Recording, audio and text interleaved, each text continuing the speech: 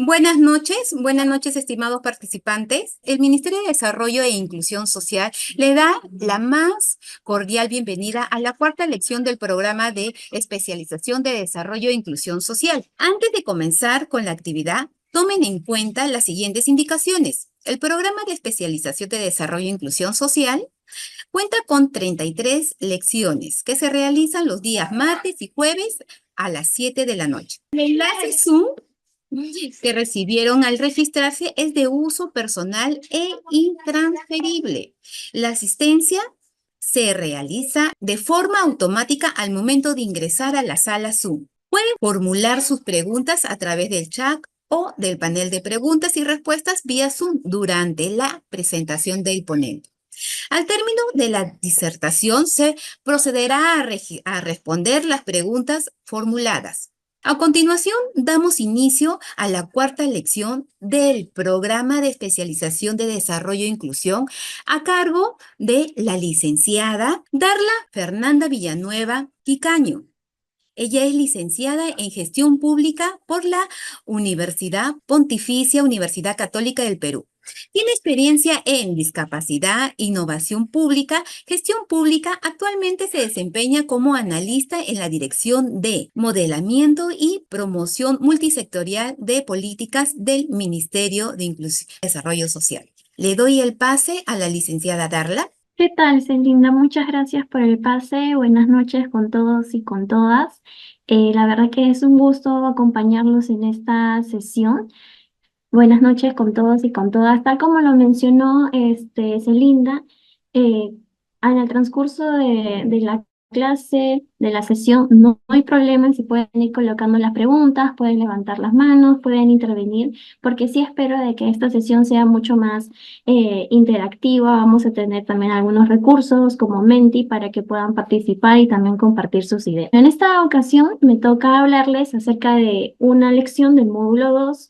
El módulo 2 se denomina la Política Nacional de Desarrollo e Inclusión Social, la muy conocida como la Apéndice, y en específico en esta lección vamos a hablar sobre metodologías para el diseño de intervenciones articuladas y la protección social frente a emergencias.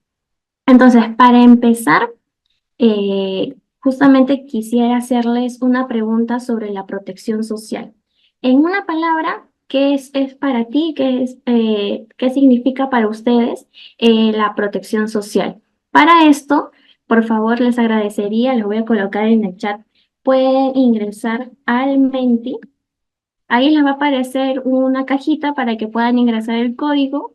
Colocan el código y también les va a mencionar coloquen sus respuestas sobre qué significa para ustedes la protección social. A ver, acá ya hay una respuesta. Significa amor. A ver, Wilfredo Arredondo nos menciona que significa inclusión por el chat. Gracias, Wilfredo. A ver, Carmen Vallejo nos menciona que significa velar por la población más vulnerable. También ya están apareciendo respuestas acá en la sesión. Significa empatía, atención, cuidado, garantizar, resguardo, asistencia. Varios están coincidiendo con la asistencia. Merly nos menciona que es un derecho de todos los seres humanos, garantizar atención médica y unos ingresos mínimos para todos. Gracias, Merly. También Janet nos menciona medidas y programas. Miriam, inclusión, seguridad, atención, bienestar, políticas públicas. Empatía es la palabra que más resalta. No sé si pueden ir, van 11 respuestas y somos 131. Ha subido el foro. Apoyo, Ivette nos menciona que significa apoyo a las personas vulnerables, niveles de vida adecuados, construir sociedades justas, asistencia e integración a las poblaciones vulnerables, empatía. Exactamente, muchas de las palabras que ustedes nos están comentando ahora es lo que aborda el concepto en sí mismo sobre protección social. Tiene un público objetivo en específico que justamente es la población más vulnerable, que se le quiere brindar a esta población vulnerable asistencia, que tengan un bienestar, porque finalmente, ¿qué se quiere lograr con todos estos tipos de intervenciones? Justamente el tema del valor público.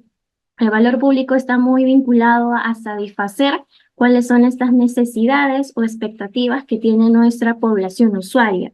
Nuestra población usuaria, en este caso, sería la población mucho más vulnerable que se encuentra en situación de pobreza o en riesgo de caer en dicha situación, así como también presentan diversas brechas, barreras para su desarrollo pleno o su inclusión plena en la sociedad. Y justamente siguen saliendo más respuestas, ¿no?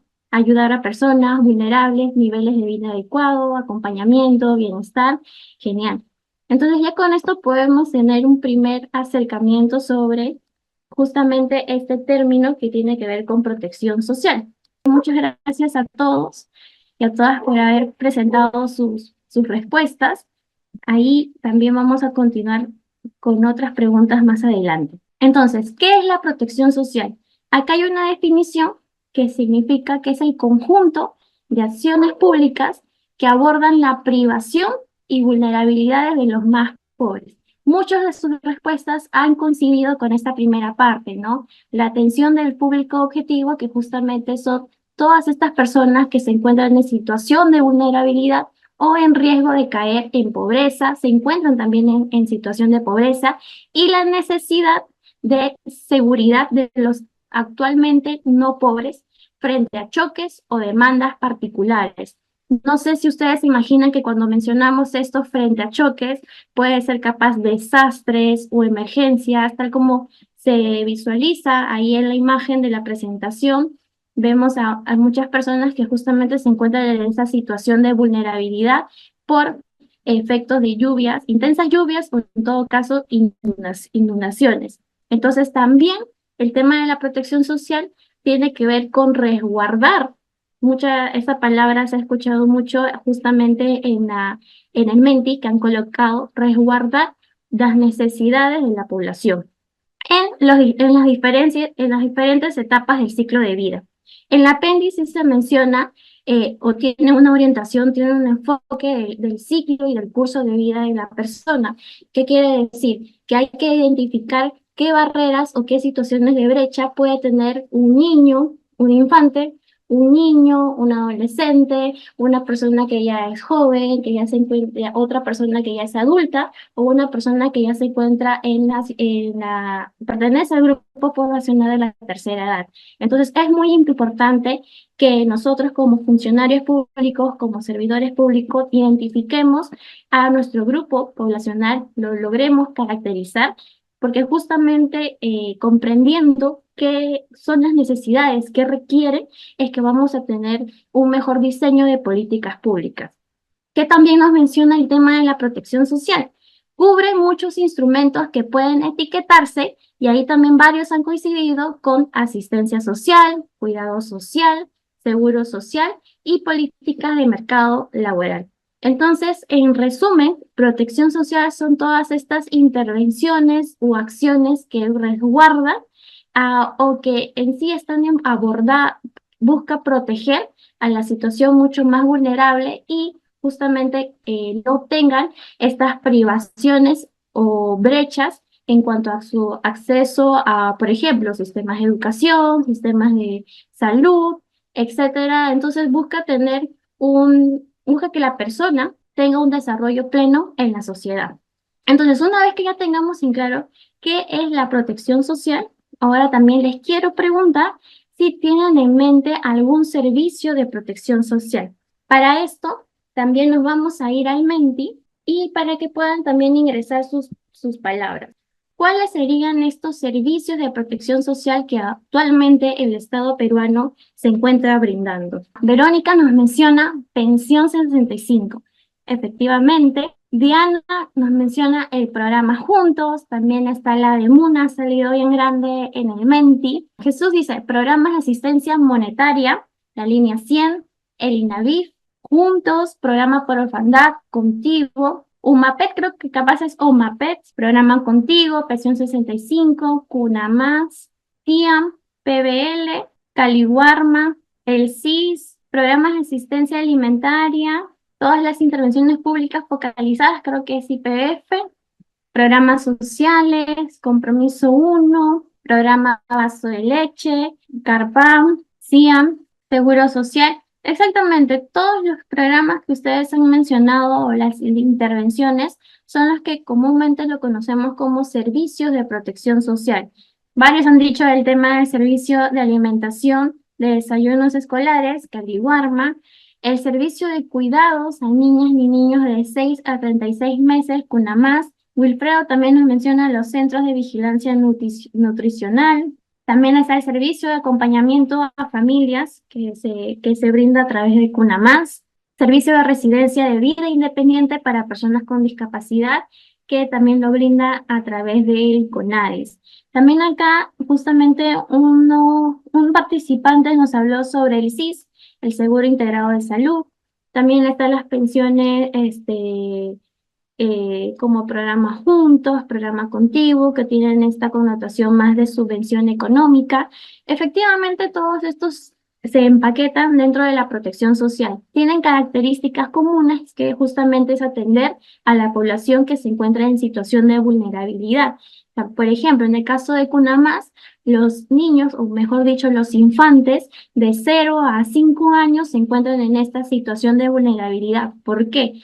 Porque ya hay varios estudios que determinan de que justamente esa brecha o ese periodo, esa edad de 0 a 5 años, si es que no tienen una alimentación adecuada, si es que no tienen una higiene adecuada, si es que no tienen un acercamiento a estos rendimientos un poco más, digamos, motores, psicomotrices, etcétera, entonces tienen impactos luego en una situación futura, cuando ya sean niños, adolescentes, jóvenes, en los rendimientos académicos, en acceso a oportunidades laborales. Entonces, eso justamente nos hace entender de por qué el Estado tiene que abordar o tiene que tener estas intervenciones para justamente atender estas poblaciones. O en el caso de las personas con discapacidad, yo también estuve laborando anteriormente en el CONADIS, en específico en una dirección que se ve con todo este tema normativo de políticas y que también veíamos cómo de alguna otra manera podemos garantizar una mayor inclusión de las personas con discapacidad, ¿no? De que en sí la problemática es muy amplia. Hay diferentes materias a tratar, es una intervención más multisectorial, pero de igual manera estos servicios que tiene como residencia de vida independiente para personas con discapacidad nos aborda una problemática que tiene que ver con cierto tipo de población, unas personas con discapacidad que justamente se encuentran en esta situación de vulnerabilidad. Entonces, muchos de ustedes han coincidido con esta lista, pequeña lista de servicios de protección social. Y para continuar con la ponencia, justamente ahora quiero preguntarles, ¿qué pasó con los servicios de protección social durante la pandemia? De igual manera, ingresamos al Menti. ¿Qué pasó con los servicios de la pandemia? Vemos o capaz hemos sentido de que muchos de ellos pudieron haberse detenido, otros pudieron haberse adaptado de alguna otra manera. Entonces, allí desde su experiencia, desde cómo han vivido justamente ustedes, si han estado en el periodo de la pandemia como servidores públicos, cómo han visto esta experiencia de que los servicios de protección social hayan funcionado, capaz no han funcionado adecuadamente, hay oportunidades de mejora. A ver, Giovanna nos dice, algunos se suspendieron efectivamente. Luis Yupanqui nos dice, había limitaciones para el cobro en personas vulnerables. Es verdad, mucho era el hecho de que, o bueno, había mucha resonancia sobre este tema de los bonos, por ejemplo, que también fue una forma de protección social ya de manera monetaria. La mayoría se suspendieron. Eli Montenegro nos menciona que los programas eran limitados, no llegaban a todos. Sí, eso tiene que ver mucho con tu público objetivo, qué tanto lo sondeas, o capaz ahí también evidenciamos una brecha que tiene que ver con el tema de la información, los padrones, cuántas personas, si es que la información finalmente está actualizada, ¿no? Porque podemos tener la información, pero es que si no se mantiene en constante actualización, capaz ahí justamente cuando sucede un periodo o un choque o una situación de emergencia, te alerta y no te ayuda a tomar estas decisiones o en todo caso calcular la magnitud de la intervención que tienes que realizar. Por el mente que nos mencionan, se adaptaron para continuar protegiendo a la población, muchas limitaciones y se suspendieron, se acrecentaron.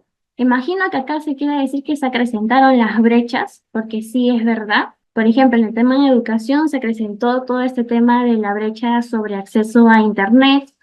En el tema de las poblaciones más vulnerables también se siguió acrecentando bueno, se siguió expandiendo el tema de las brechas. Otro comentario nos dice, los servicios que se daban de manera presencial estuvieron estancadas. Es verdad, muchos recordamos que los trámites sí o sí antes eran totalmente presenciales, pero bueno, a partir de la pandemia se tuvieron que adaptar con todo este tema de tener tu mesa de partes, por ejemplo, virtual, que es tener tu mesa de partes accesible sobre todo, porque a muchos nos costó justamente entender esta nueva faceta o esta nueva dinámica en un mundo de pandemia. Hay otro comentario que nos menciona, no llegaron a todos, así como los bonos recibían personas pudientes y las que realmente necesitaban no les salía o no cobraban por la lejanía que vivía.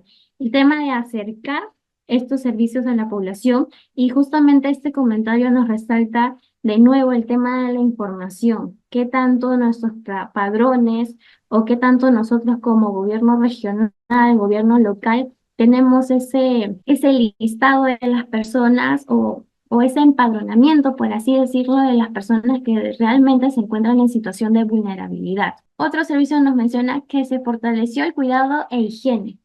Es verdad, hay ciertas, por así decirlo, materias que se han visto mucho más fortalecidas de alguna otra manera, por así decirlo, no sé si es la palabra adecuada, durante la pandemia. Mucho tiene que ver con este tema de salud, de cuidado, e higiene, pero también alertó que otras materias estuvieran un poco suspendidas, ¿no? Los programas fueron limitados ya que solo se centraban en el COVID-19, es verdad. La idea es que justamente cuando ocurra estos choques o estos periodos de emergencia, estos servicios o se adapten o se continúen brindando de alguna otra manera o en todo caso se creen unos nuevos, ¿no? Para que justamente la persona o la población más vulnerable no sienta el choque de que un momento me dan un bono, en el otro momento ya no me dan. Entonces, eso justamente es lo que se tiene que evitar. Se atendía vía telefónica, es verdad, yo también llamé, si es que no me equivoco, al MINSA para justamente tener una atención por telemedicina que también estaba ahí aún teniendo un panorama de cómo sería la situación. Por el chat también nos mencionan, había limitaciones para el cobro, la mayoría se suspendieron, los programas eran limitados, la data de los programas no estaba actualizado, justamente Robert también lo menciona, es verdad. Creo que también en el caso de defunciones hubo todo un tema de que en sí no se tenía una data actualizada de las personas que se encontraban fallecidas, ¿no? Justo en una anterior experiencia laboral vi ese tema y salió ese problema sobre la data. Todos los trámites administrativos se realizaron mediante plataforma virtual. Ese es un ejemplo de cómo es que se tiene que adaptar, en este caso, el servicio de orientación que una entidad tiene que brindar. Los servicios colapsaron, es verdad. Algunos se adaptaron, otros como la asistencia monetaria fueron un poco difíciles, sobre todo para la población vulnerable. El programa de asistencia económica por orfandad del INAVIF, no llegaron los productos a los programas sociales. Entonces creo que ya tenemos suficientes insumos que justamente nos permiten evidenciar de que no hay una situación ahorita de que podamos decir, si viniera otra pandemia, ¿qué sucede con los servicios de protección social? No hay, digamos, un camino o una ruta para nosotros poder descifrar si es que este servicio de Cuna Más, no, tiene que adaptarse. No, este servicio de Cuna Más se puede, digamos, puede sonar un poco fuerte, se puede eliminar, se puede crear otro servicio mucho más, que responda justamente a estos contextos de emergencia. Pero la mayoría de ustedes ha coincidido de que justamente algunos servicios se pudieron haber creado o se crearon, por ejemplo, en el caso de los bonos como subvención económica, otros servicios se adaptaron. Un ejemplo de esto es lo que nos mencionaban muchos compañeros sobre el tema de las mesas de parte virtual. Es una forma de adaptación de alguna otra manera acerca de un servicio de orientación, pero en general se ha evidenciado muchas brechas. Muchas brechas como el tema de la información, el tema de caracterizar adecuadamente quién es tu población vulnerable, por qué el servicio que estoy brindando no llega a dicha población. ¿Esto qué nos hace pensar? Y ahí justamente recurro a ustedes para que nos puedan dar algunas ideas o algunas, puede ser ideas de todo tipo. Como alguna vez escuché, lo ideal a veces o de las ideas más locas pueden salir soluciones más innovadoras. Entonces, acá les tengo una pregunta. ¿Cómo podríamos nosotros garantizar que estos servicios que han mencionado, una más, Caliwarma, el servicio, el programa Juntos, Contigo, cómo podemos garantizar que estos servicios de protección social continúen o se adapten durante las emergencias? Ahí hay una pista. Sí o sí los servicios tienen que continuar. O sea, no se puede paralizar. Así como una fábrica de producción de alimentos tiene que continuar, porque justamente todo ese rubro, digamos, durante la pandemia, continuó. Todos tuvimos que, de alguna otra manera, ver de qué manera podemos conseguir los alimentos. Entonces, la idea acá es que justamente ustedes nos mencionen algunas formas en la que estos servicios de protección social tienen que continuar o en todo caso pueden adaptarse durante las emergencias. Se conectan al Menti y ahí van respondiendo las preguntas. ¿Cómo creen ustedes que podríamos garantizar que estos servicios de protección social continúen o en todo caso se adapten durante las emergencias, teniendo la premisa de que la protección social o los servicios más bien de protección social tienen que continuar durante, en cualquier momento, en cualquier periodo, sea que se presente un choque o sea que no, los servicios de protección sí o sí tienen que continuar. Aldo nos dice, focalizar mejor a las poblaciones vulnerables. Eso sí es un obligatorio o una condición indispensable que todas las entidades públicas o en todo caso a través de los gobiernos regionales o gobiernos locales que justamente tienen esa mayor proximidad con la población, es que nos puedan caracterizar a la población que atienden, ¿no? Focalizar mejor a los vulnerables. Luego mencionan planes de contingencia que tienen que ver con mucho con la prevención. Es decir, no esperar hasta que pase lo que ya vimos, ya desastres naturales, como las lluvias intensas, capaz terremoto o algo, o capaz una epidemia como la pandemia que tuvimos. Lourdes nos menciona, comenzar por sincerar el registro de la condición de pobreza de la población a través del CISPO. Nuevamente tiene que ver con el hecho de focalizar mejor a la población que se encuentra en situación de vulnerabilidad. Contar con un padrón general, identificar a los más vulnerables, actualizar los datos de focalización, un plan de respuesta. Jesús nos menciona que la pandemia nos remeció para poder estar preparados para ello.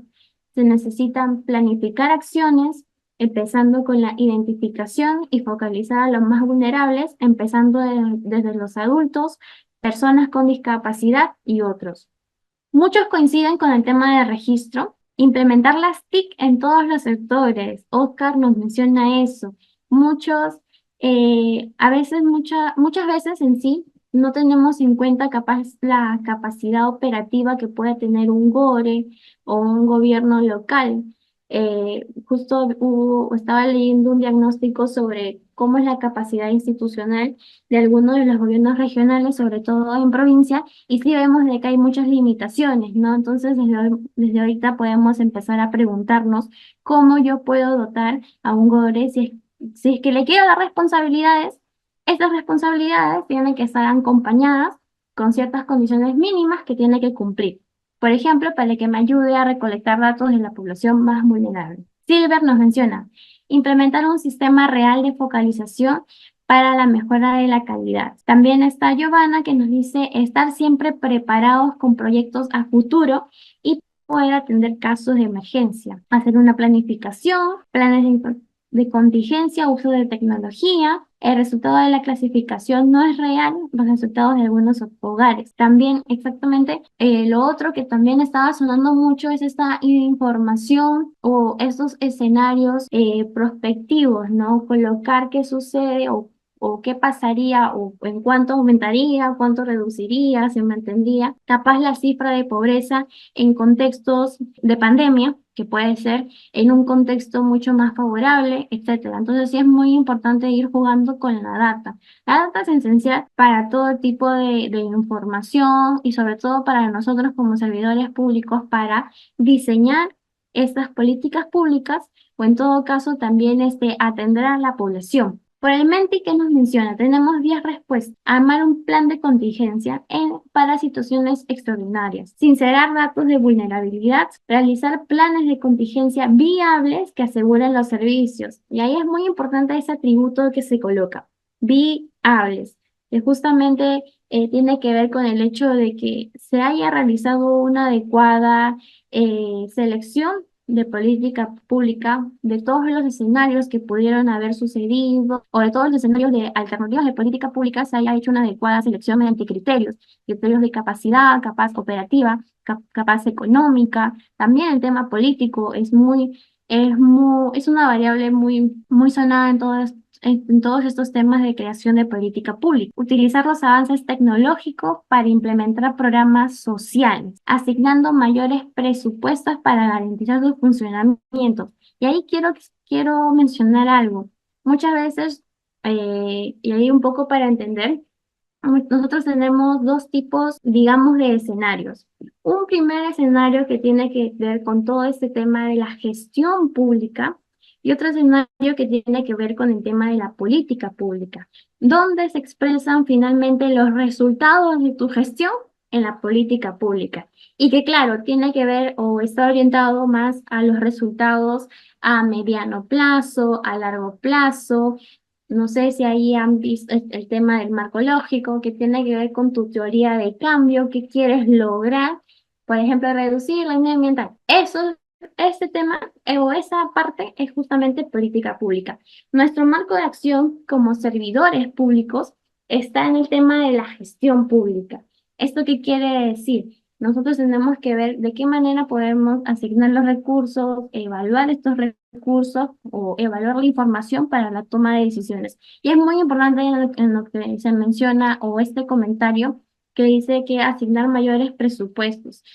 Cada uno de nosotros como servidores civiles sí tenemos que evaluar un poco cómo va nuestra gestión interna en cada una de nuestras instituciones. Si realmente los planes operativos responden a las acciones que tú estás realizando y finalmente contribuye a que pase esa frontera de gestión pública y se vuelva una política pública. Acá un poco más de teoría es sobre el tema de esta gobernanza pública, que es un paradigma de los diferentes paradigmas que hay sobre la gestión pública. ¿Qué nos dice la gobernanza pública? Que justamente antes el Estado tenía un enfoque, o bueno, hay algunas precisiones, ¿no? Pero sigue teniendo un enfoque de alguna otra manera asistencialista, ver al usuario como un cliente, hay una transacción, por así decirlo, aunque no necesariamente monetaria, pero hay una transacción, el usuario tiene estas necesidades y el Estado finalmente atiende solamente a eso. Pero ¿qué nos dice este nuevo paradigma de la gobernanza pública? Que si bien el usuario es el centro de todas las decisiones de política pública, hay que involucrarlo en las decisiones también políticas, no a nivel que participe de alguna otra manera, por ejemplo, en sesiones de consulta previa, que participe en esa co-creación de políticas públicas. Es muy difícil este tema de cómo involucrar al ciudadano en la misma co-creación o el diseño de políticas públicas, pero de verdad que sí es muy importante porque finalmente tú como servidor no se puede comprender o no se tiene esa empatía de alguna otra manera con la necesidad o con la expectativa de la persona. Entonces sí es muy importante que nosotros al momento de cómo podemos garantizar estos servicios públicos nos coloquemos en los zapatos de la persona en situación de vulnerabilidad, acercarnos a ella, tener estas sesiones grupales o de focus group para recoger todas sus necesidades que finalmente son insumos para nosotros poder generar políticas públicas. Ya tenemos muchas preguntas. Acá Robert nos comenta algo muy interesante: instalar zonas de asistencia para los más vulnerables, como hay zonas de asistencia en los países desarrollados cuando hay algunos desastres u otros, que justamente la atención sea oportuna, sea rápida. Acá Lourdes también nos menciona implementar un programa de protección a población sujeta a emergencia local, regional o nacional, albergues, refugios, que de verdad es una intervención muy buena a nivel de atención inmediata a la población. Reincorporación a una fuente de trabajo, subvención de servicios básicos, atención virtuales de condicionalidades, telemonitoreo, uso de inteligencia artificial. La verdad que la inteligencia artificial últimamente es un gran apoyo para todos nosotros, y de qué manera podemos también involucrarla en justamente garantizar que los servicios de protección social continúen. Ahí me gustaría también que puedan escribir en el chat si es que han escuchado hablar sobre la protección social adaptativa, que justamente tiene este atributo o esta característica de adaptación adaptativa integral. ¿Qué nos dice la protección social adaptativa? ¿O qué tiene como objetivo? Aumentar la resiliencia de las poblaciones vulnerables a diversos tipos de choques. Estos choques que ya les estaba adelantando, que pueden ser de tipo económico, ambientales, sociales o desastres naturales. Nosotros ya lo hemos vivido, la pandemia ha sido un fuerte choque para todos nosotros.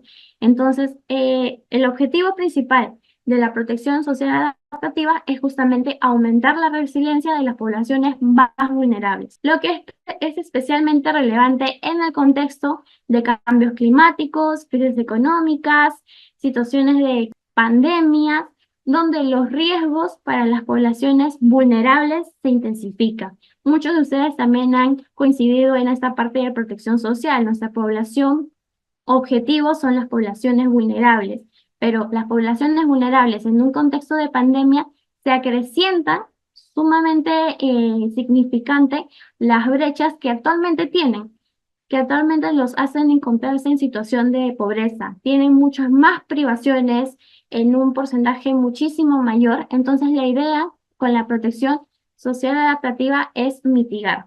De esta manera se observa una evolución gradual en la mitigación de riesgos desde una conducta reactiva del concepto de protección social a una postura preventiva.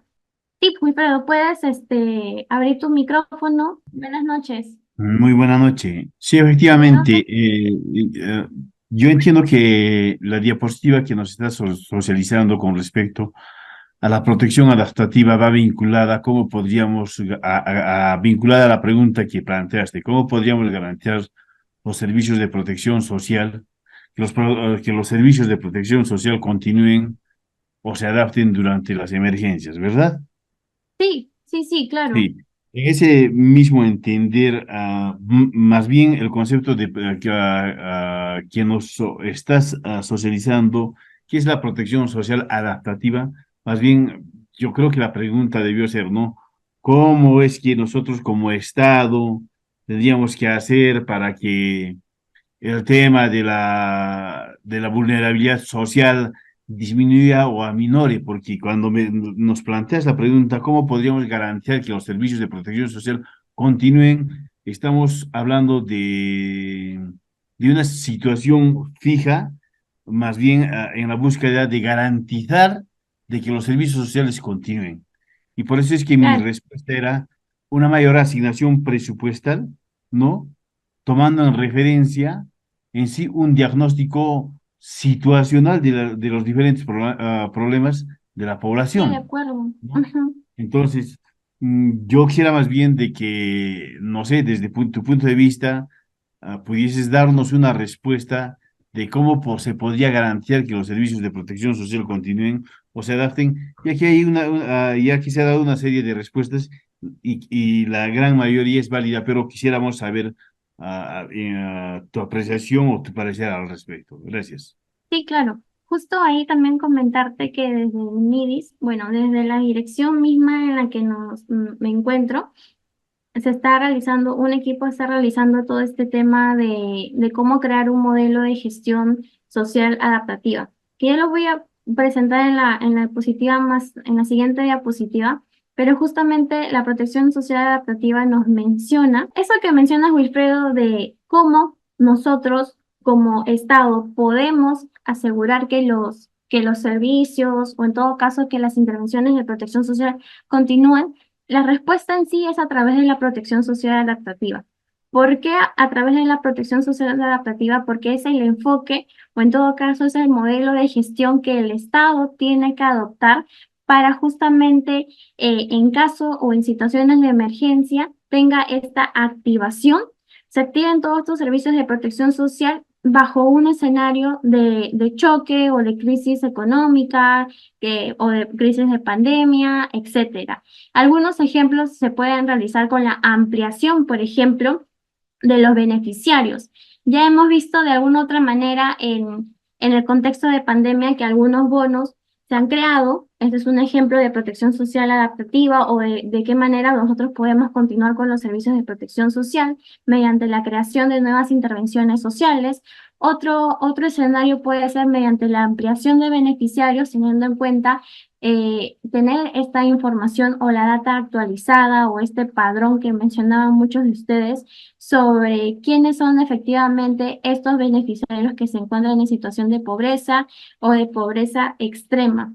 Eso sería básicamente. Esos son algunos ejemplos. Otros ejemplos que se pueden tener es acerca ya de la creación misma de intervenciones públicas o en todo caso algunos de la literatura mencionan el hecho de desactivar algunos servicios y dar pie a otros. Entonces son diferentes escenarios que se pueden ir construyendo para generar esta protección social adaptativa. En el Perú hemos tenido un primer acercamiento en el contexto de pandemia mediante la creación de bonos que capaz algunos o algunas pueden tener algunos cuestionamientos sobre si efectivamente se hizo esa identificación clave de la población vulnerable o la manera en cómo se ha ejecutado esto, pero ha sido, digamos, un prototipo de alguna intervención bajo el enfoque de protección social adaptativa, que tiene que ver con la creación de intervenciones sociales. Otro tema también, por ejemplo, podría ser la adaptación de los servicios que ya tenemos, como el servicio de Cunamás o el servicio de Caliwarma,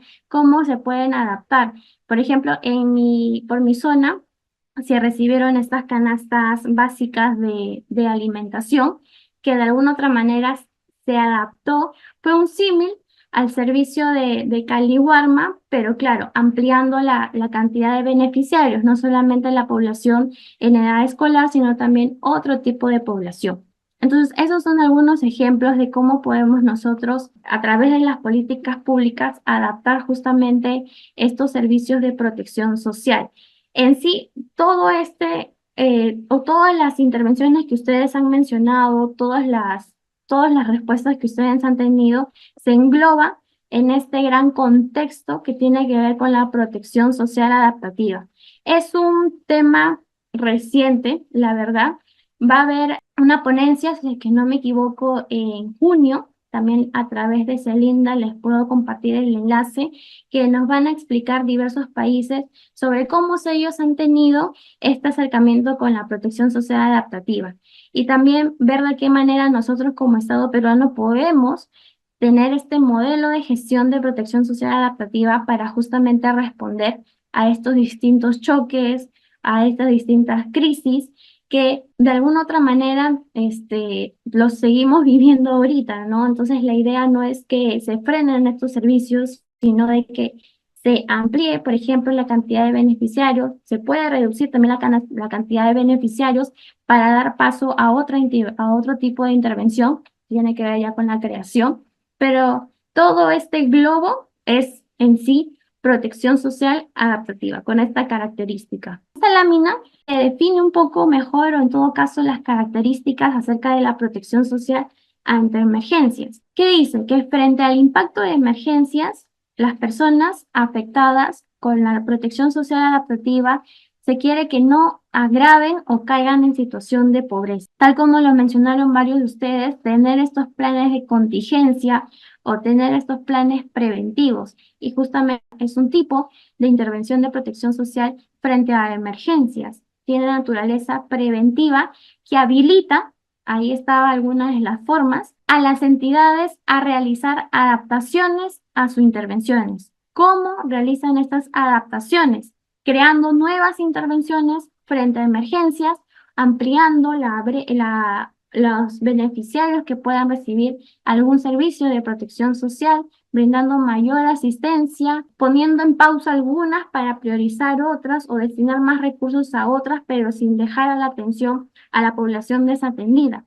Es así que la protección social ante emergencias tiene este modelo o este enfoque de organizar y priorizar las intervenciones de protección social. ¿Esto qué quiere decir?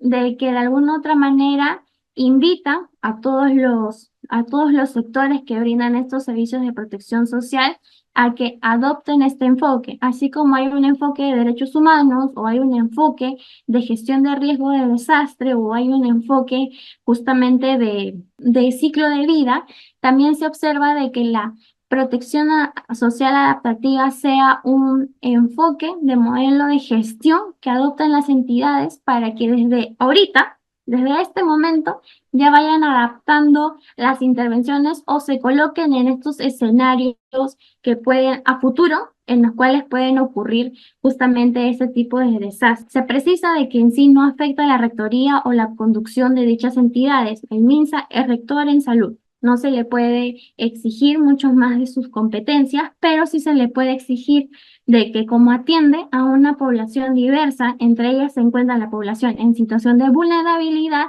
sí es correcto de que adapte sus intervenciones para justamente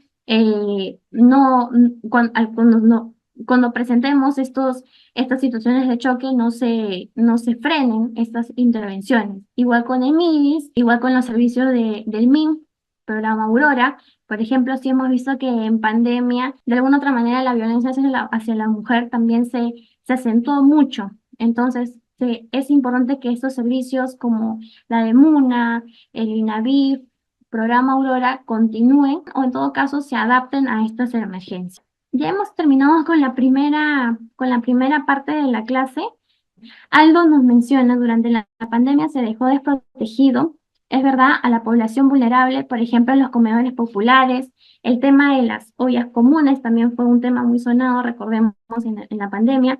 Ausencia total del Estado, los gobiernos regionales y gobiernos locales. El encierro ya había generado familias sin ingresos económicos, cuya población dio su mirada a los comedores, pero la realidad fue que también habían sido abandonados. De por sí, todas estas intervenciones, quitando el factor de contextos de emergencia, necesitan una segunda mirada para evaluarlos y justamente determinar cuáles serían las correctas intervenciones que se puedan estar realizando. Ver referencias internacionales sirve de mucho porque justamente nos ayuda a tener un mapeo de que, oye, puede ser de que capaz nosotros sí sirve la intervención en otro país, pero nosotros no. Entonces ahí es donde nosotros tenemos que mirar esta parte de cómo se están realizando estos procesos o cómo se están realizando estas actividades o condiciones para brindar finalmente el servicio.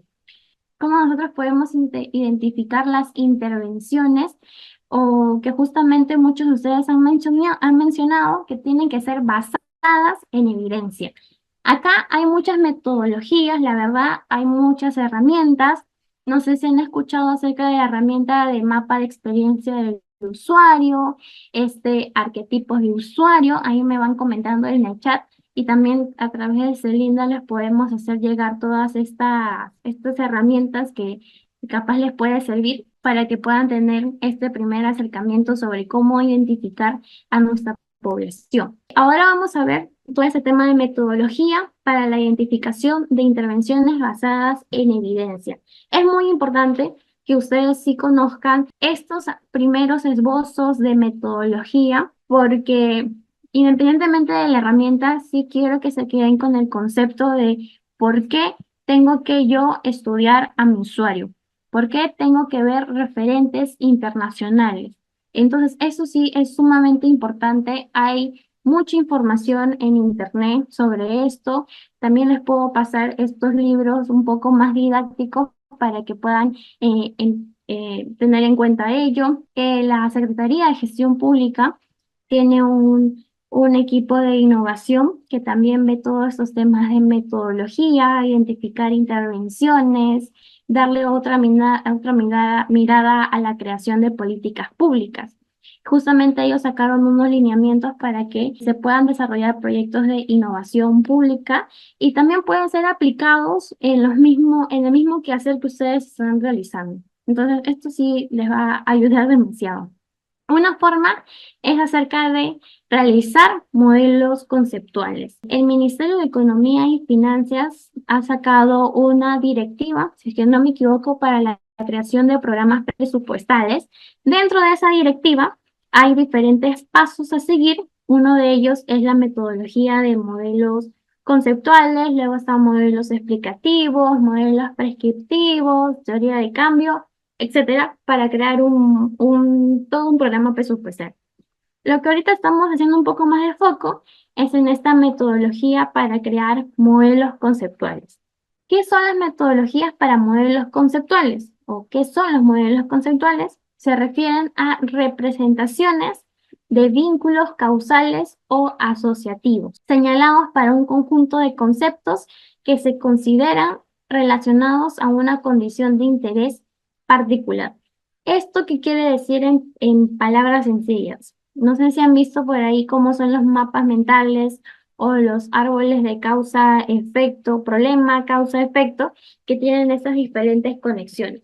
Entonces, ¿qué te quiere decir el modelo conceptual? Es de qué manera una variable X impacta en una variable Y. Y así se van construyendo diferentes lazos, diferentes ramas. Entonces, sí es muy interesante esto porque te permite tener un panorama total sobre el problema público que quieres abordar. Entonces, no solamente tener esta posición desde ti como algún sector, por ejemplo, como yo como sector MIDIS, solamente tengo que enfocarme en qué intervenciones puedo realizar en MIDIS, sino también tengo que enfocarme en qué otras competencias tienen los otros sectores u otras áreas para justamente ayudar a mapear la mejor manera de intervenir frente a ese problema público. Entonces, ¿cuáles son las características de estos modelos conceptuales? Te permite agrupar conceptos que, de acuerdo con la literatura especializada, explican la ocurrencia o la condición de interés.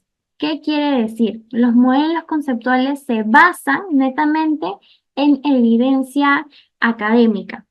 Es decir, estos artículos, estos papers, estos libros que, que señalan de manera significativa la relación causal entre una variable X y una variable Y va en los modelos conceptuales. La data estadística en un contexto en específico, por así decirlo, factores que afectan al desarrollo de niños y adolescentes en el Perú ya no iría, o en todo caso alguna parte de ella que tiene que ver con el tema de data en específico, iría a otro modelo, que sería un modelo explicativo.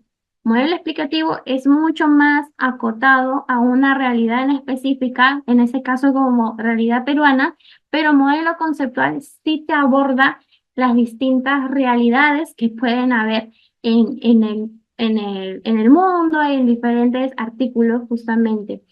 No hace tanto énfasis en un contexto en específico, pero sí te permite tener base sólida, científica, para explicar por qué realizar una buena actividad física, en el caso de los niños y adolescentes, les ayuda a tener un bienestar socioemocional. Ese tipo de relaciones o ese tipo de preguntas sí se contestan a través de los modelos conceptuales. Luego, otra característica de los modelos conceptuales es que puede tener varios niveles de causalidad. Ya les había explicado sobre este tema del árbol de causa y efecto. Un efecto puede abrirse en mil y un efectos más. El por qué, por qué, por qué, por qué. Entonces, eso es lo que quiere decir con esta característica. Puede tener mil y un niveles de causalidad e interactuar entre ellos. El otro punto es que en función al nivel de evidencia, es muy importante la evidencia internacional acá y también nacional, pero no a nivel de data estadística, los conceptos se construyen a partir de la generalización de factores.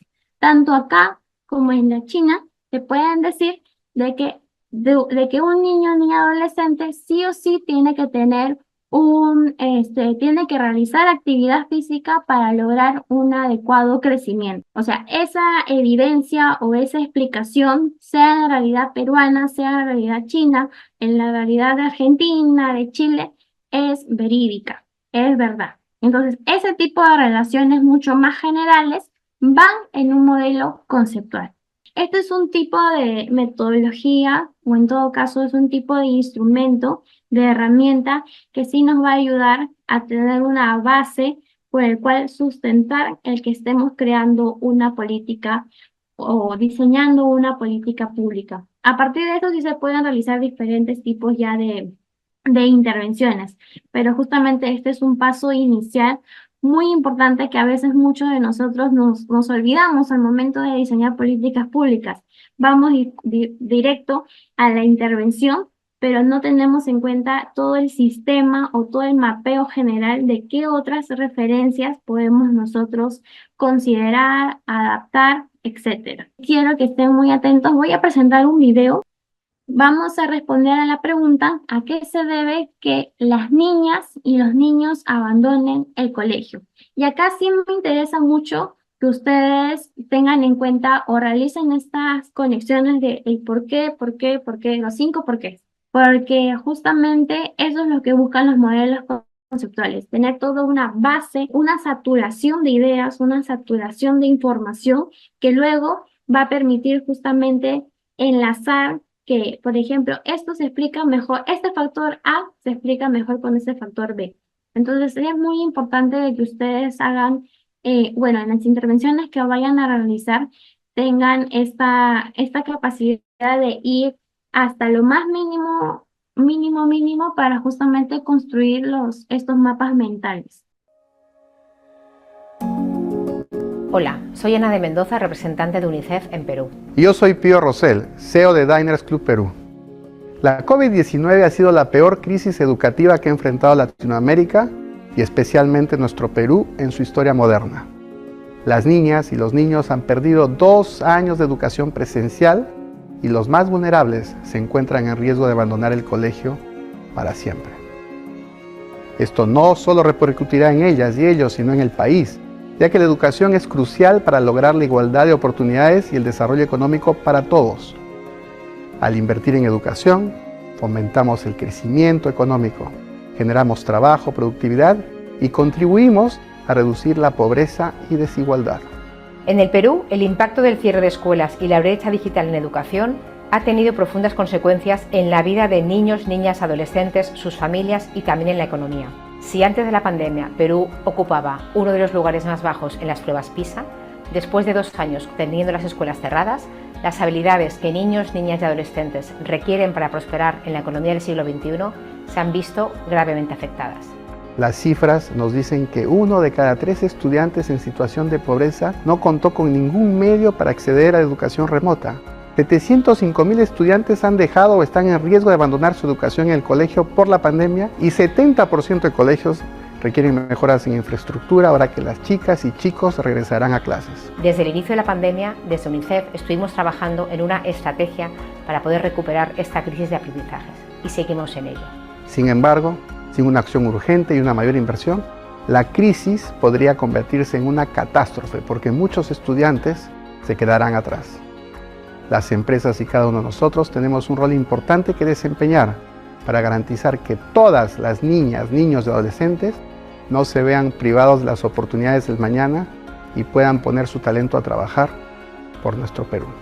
Donando en unicef.p ayuda desde el sector privado, como lo ha hecho Diners Club, para lograr que nadie se quede atrás.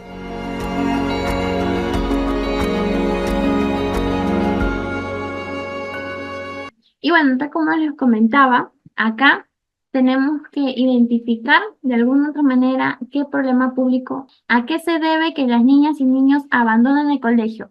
Consideren toda esta mirada sistémica, esta mirada integral, por ejemplo, la pobreza, el no tener con dispositivos tecnológicos, consideran todos tipos de factores que justamente nos van a permitir tener esta mirada mucho más completa sobre el problema. Entonces, ahora sí vamos al Menti y vamos a responder la pregunta: ¿a qué se debe que las niñas y niños abandonen el colegio?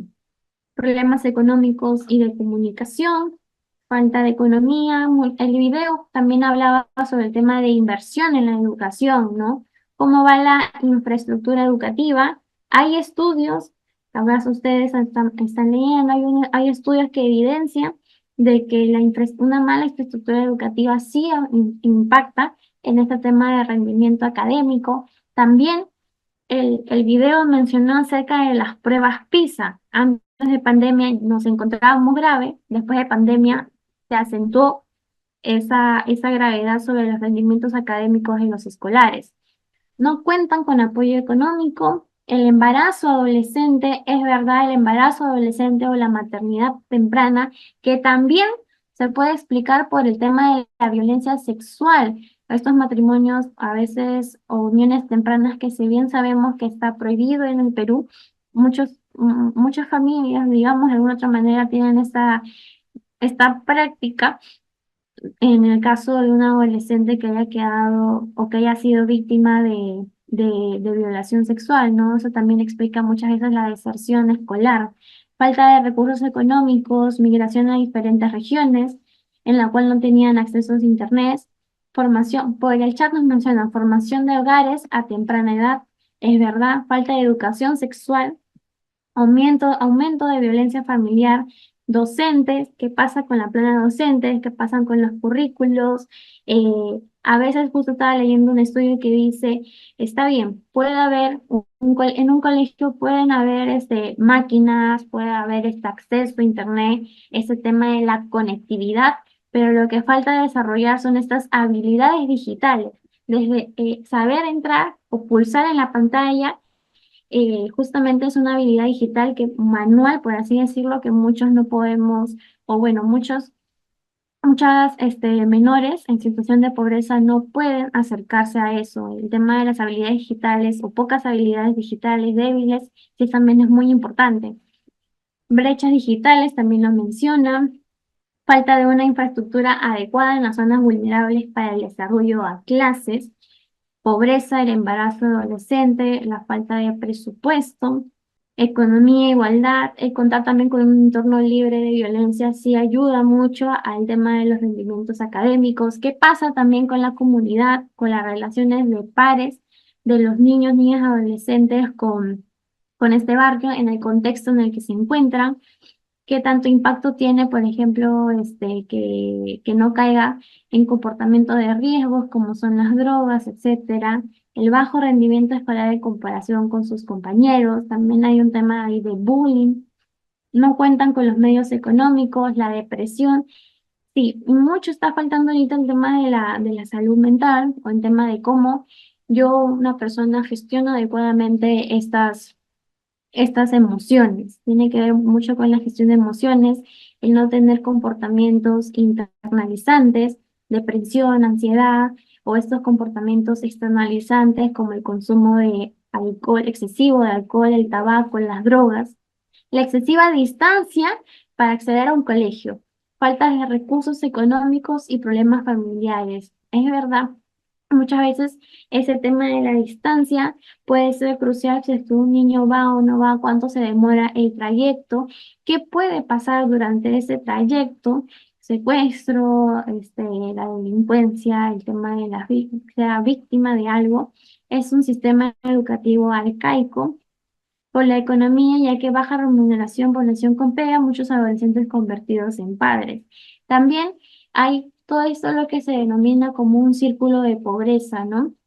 El hecho de que, por ejemplo, mamá o papá ha sido adolescente, no ha concluido estudios, eso puede repercutir en el que el hijo también tenga digamos, esta dinámica, el descuido y abandono de los padres. Por el chat también tenemos varias preguntas. Los docentes no deben estar desmotivados. ahorras tú, tienen buenos sueldos, ellos también tienen una buena política de sueldos, es verdad. El tema del docente o el tema para generar un buen clima escolar se explica tanto por la infraestructura, el tema de la relación tú del niño con el docente, también con el del niño con su compañero, con el docente, con otros agentes educativos, las metodologías, cómo se está brindando la información al niño y adolescente también, ¿no? Tiene que ver mucho con el tema de la preparación del, del docente. El bullying. Bueno, hay diversas respuestas que la verdad muchos sí han atinado y han tenido esta mirada mucho más amplia, sobre cómo abordar estos problemas públicos. Ahora, en la siguiente diapositiva, para ya ir, más o menos nos quedan 4 diapositivas para ya ir acabando la sesión del día de hoy. Justamente teniendo en cuenta este concepto de modelo conceptual y que ya les había adelantado, el, el Ministerio de Economía y Finanzas ha sacado una directiva ya en el año 2020 sobre cómo diseñar programas presupuestales. Ellos ya plantean una metodología.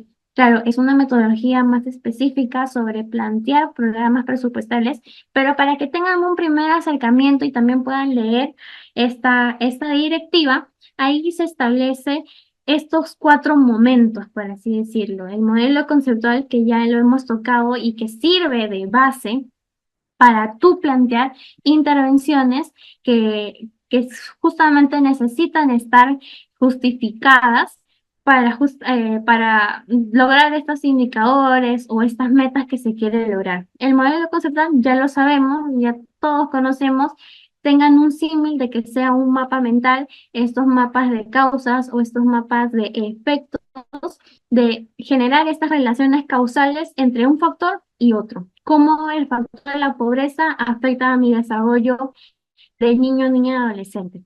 Modelo explicativo que considera una realidad acotada. ¿Qué quiere decir? Cómo se da el desarrollo de los niños y adolescentes en el Perú. Cómo se da el desarrollo de los niños y adolescentes en Chile. Entonces, el modelo explicativo sí toma en cuenta eh, un contexto determinado. Modelo prescriptivo que sí te establece que a partir de tú tener tu modelo conceptual, a partir de tú tener tu modelo explicativo, con el modelo prescriptivo, ¿qué nos toca realizar? ¿Qué intervenciones puedo considerar?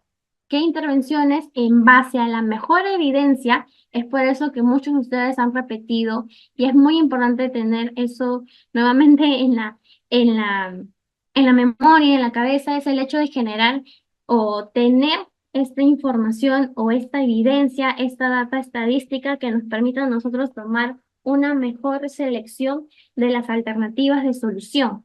Y finalmente la teoría de cambio. Ya les había hablado cuál es la esfera o estas 2 esferas en las que se ven nuestras intervenciones. Todo esto desde el modelo conceptual, modelo prescriptivo, es gestión pública. Cómo nosotros podemos gestionar la información que tenemos para justamente crear estas intervenciones. Y todo lo demás que tiene que ver con teoría de cambio, las metas son ya una política pública. ¿Qué cambio queremos lograr a mediano plazo? ¿Qué cambio queremos lograr a largo plazo? O sea, es una representación gráfica de la ruta que queremos lograr. Las decisiones mucho más estratégicas se enmarcan en un contexto mucho más político, estos cambios más visibles que tiene la población. Entonces sí les recomiendo leer esa directiva. La verdad es que es muy pequeña, pero sí tiene esta información que les puede ayudar sobre qué tiene que tener mi modelo conceptual. Y ahí justamente hay un esquema sobre cómo se realizan estas conexiones más mentales. Bueno, este es un modelo conceptual. Hay diferentes, de alguna otra manera, formas gráficas de representar estos modelos conceptuales. Eso es una forma de presentar los componentes del modelo conceptual. En este caso, del programa presupuestal orientado a resultados de desarrollo infantil temprano, que es el PER por DIT. Entonces te dice ellos toman en cuenta el tema del ciclo de vida. Si ven, dice pregestación, gestación, recién nacido, 36 meses, 71 meses. Entonces, toma en cuenta estas trayectorias de cambio que tiene el infante y también considera estos factores. ¿Cuál es tu resultado que quieres lograr? Un desarrollo integral de la primera infancia. ¿Qué le ayuda o qué factores se vinculan a este logro de resultado que es el desarrollo integral? Factores como el entorno, factores como protección de las niñas, niños y adolescentes, el estado de salud y nutrición también de la madre y el desarrollo socioemocional, motor de la comunicación y de pensamiento. Entonces, este desarrollo integral es nuestra variable a la cual todas las demás variables van a querer de alguna u otra manera impactar. Entonces, este gráfico de modelo conceptual es mucho más resumido, por así decirlo. Hay otros que tienen 1001 conexiones, por ejemplo, el desarrollo socioemocional se puede abrir en 5 ramas, etcétera. Son formas en cuanto a presentación, pero básicamente quiero que se queden con la idea de que tú para explicar un problema público tienes que tener una mirada de bosque, una mirada sistémica de qué otros factores, aparte desde el rol que tú tienes o desde la posición que tú tienes, se tienen que considerar. ¿Qué debemos considerar en el diseño de intervenciones? Ya les había adelantado un poco al inicio, tiene que ver con identificar las necesidades y expectativas de las personas en sus territorios. Ustedes son los gobiernos más próximos a la población y por ende conocen mejor los ciudadanos a los cuales que se encuentran bajo su jurisdicción, bajo su territorio. Entonces sí es muy importante que conozcan, tengan a la mano o recojan todas estas demandas de la población que para nosotros, diga, de alguna otra manera, gobierno nacional, que tiene que ver más con la gestión o que tiene que ver con la creación de esa política y ustedes directamente se encargan de la implementación, nos ayuda a tomar también decisiones. Es muy buena toda esta manera en cómo se tiene que sistematizar la información desde el gobierno regional y desde el gobierno local. ¿Cómo podemos identificar estas necesidades y expectativas de las personas?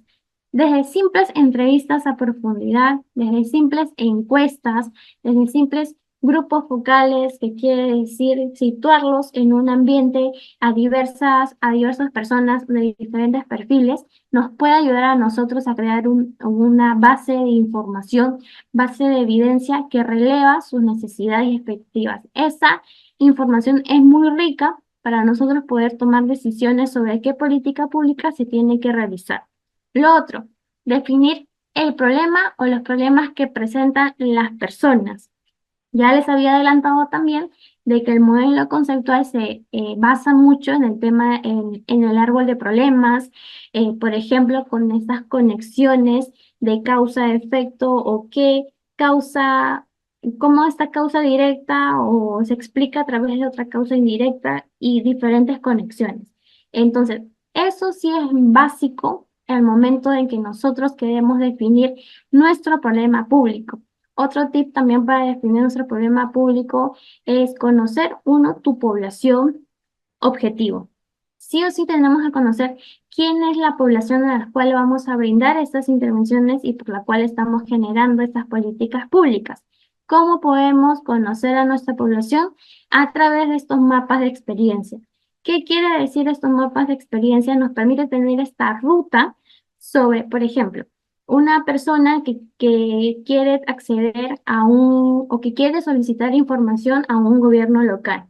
¿Qué ruta toma esta persona? Desde la actividad de que la persona se pone a pensar, ¿cómo puedo acceder o cómo puedo tener conocimiento o cómo puedo acceder a esta información sobre impuestos, por ejemplo, hasta la ruta de acercarse de manera presencial a la casilla de orientación del gobierno local o capaz desde buscar la información desde internet? Entonces, el mapa de experiencias nos permite tener todas las etapas por las cuales transita la persona para, en este caso, obtener información. Y lo otro es priorizar los bienes y servicios para la atención de los problemas. Ya les había comentado el hecho de que nosotros tenemos que saber o en todo caso, la intervención que generemos o la intervención que tal vez estamos mapeando tiene que ser resultado de evidencia y también tiene que ser resultado de una priorización. Esta priorización nos permite validar y justamente alguien ahí lo había comentado, si es que esta intervención es viable, como a través de estableciendo límites o criterios que nos permitan determinar esto tenga viabilidad legal.